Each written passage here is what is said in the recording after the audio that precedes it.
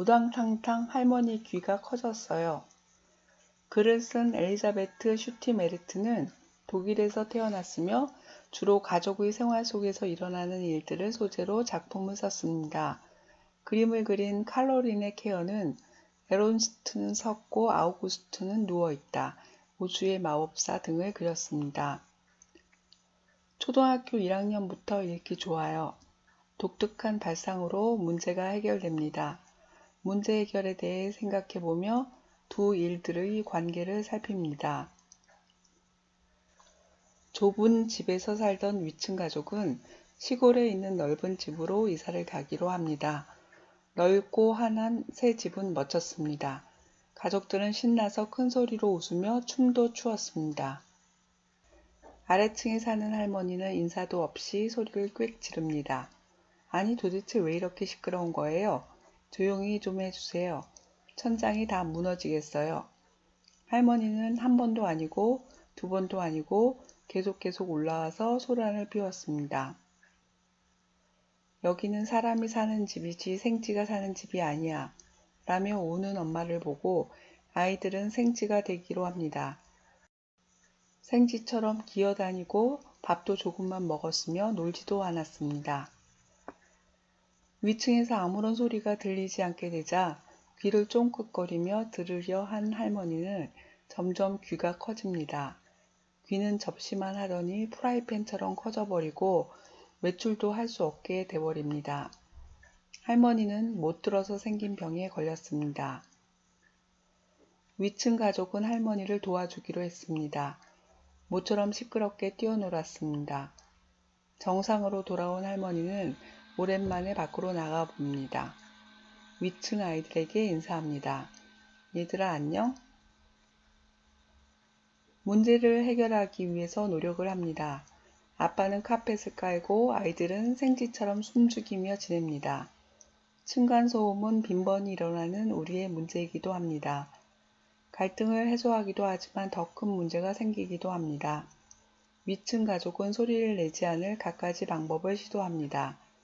그렇지만 아래층 할머니의 노력은 보이지 않네요. 사람처럼 살 수 없던 위층 가족에게 생긴 문제에 이어서 할머니에게 다른 문제가 일어납니다. 못 들어서 귀가 커지는 우스꽝스러운 병에 걸리게 됩니다. 할머니의 문제를 해결하는 방법은 동시에 위층 가족의 문제를 해결합니다. 새로운 문제가 일어나 본래의 문제가 해결되는 기발한 발상입니다. 이야기 속 여러 일들을 그냥 차례대로 일어나는 일과 원인 결과인 일로 구분한다면 논리력이 더 좋아집니다. 예를 들어 아이들이 이사갈 집을 보고 싶다고 졸라댄 것과 집 구경을 간 것은 원인 결과인 일입니다. 손을 잡고 나서 원을 그린 것은 그냥 차례대로 일어나는 일입니다.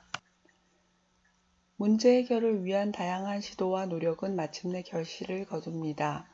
그것이 계획한 과정이 아닐 수도 있습니다. 어쩌면 생각하지 못한 깜찍한 아이디어로 갈등을 날려버릴 수도 있습니다. 아이들의 상상력을 키워야 할 이유입니다. 다음 말의 뜻을 확인하고 이 말을 넣어 문장을 만들어 보세요.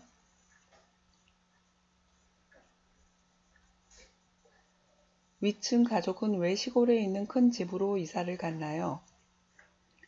이사갈 집을 구경 간 날 위층 가족은 집이 마음에 들어 몹시 신났습니다.